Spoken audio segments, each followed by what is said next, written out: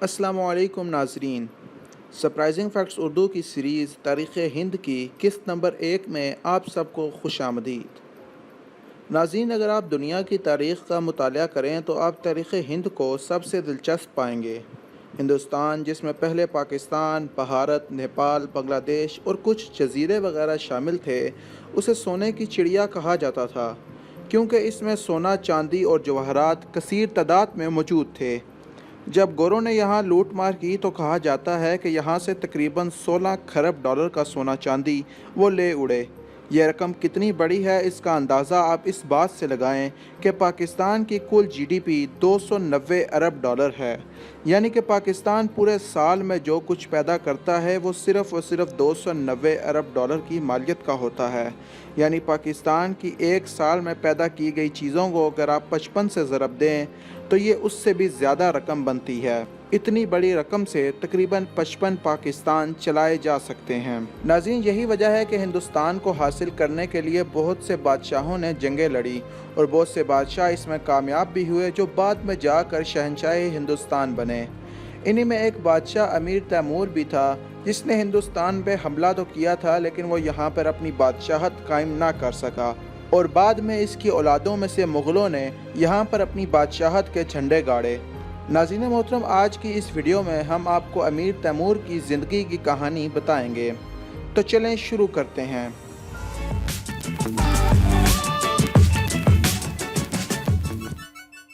अमीर तैमूर, जो तैमूर लंग के नाम से भी मशहूर है, तैमूरिया सल्तनत का बानी और तारीख़ आलम का एक अजीम जंगजू हुक्मरान था। तैमूर के उस्ताद का नाम अली बेग था।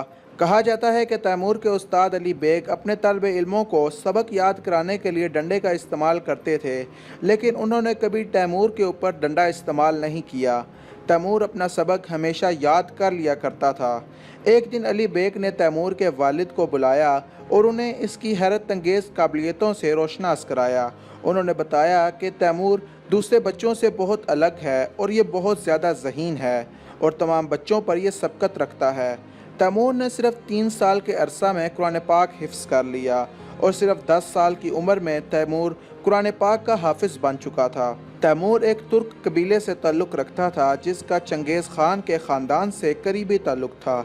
नाज़रीन मोहतरम, चंगेज़ ख़ान के ऊपर हम पहले ही एक तफसीली वीडियो बना चुके हैं, जिस वीडियो का लिंक आपको इस वीडियो के आखिर में मिल जाएगा। तैमूर का तल्लुक़ मौजूदा उज़्बेकिस्तान के शहर समरकंद से था।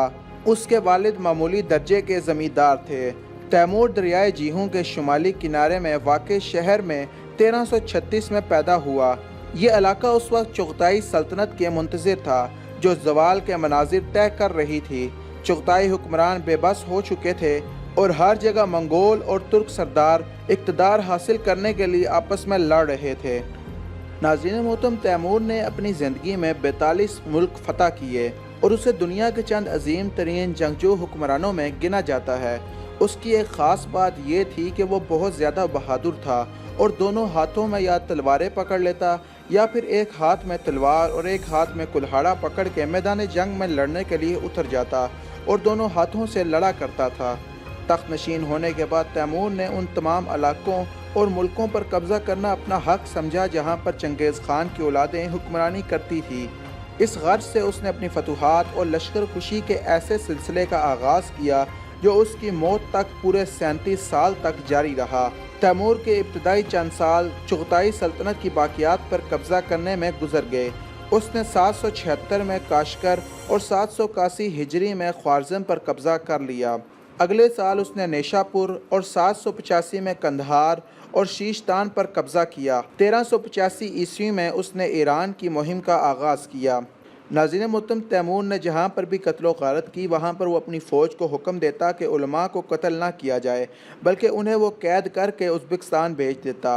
और यही वजह है कि वो इस बात पर बहुत ज़्यादा फ़ख्र भी करता था कि यहाँ पर दुनिया के हर शोबे के माहिर मौजूद हैं और यही वजह है कि वहाँ पर ऐसे ऐसे उलमा पैदा हुए जिन्होंने इस्लाम को महफूज रखने, नबी पाक सल्लल्लाहु अलैहि वसल्लम की हदीस को महफूज रखने में बड़ा काम किया और पूरी उम्मत क़यामत तक उनके एहसान मंद रहेगी।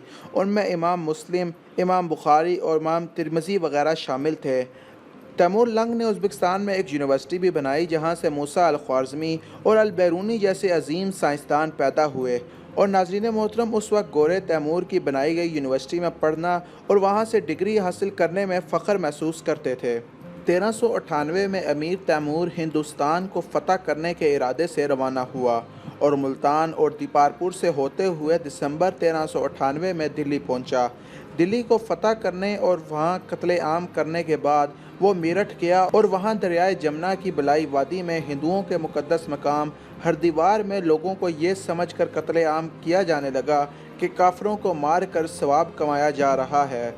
उस जगह तैमूर को अपनी सल्तनत की मगरबी सरहदों से तशवीशनाक खबरें मिलने शुरू हो गईं कि उसके खिलाफ महाज बनाया जा रहा है।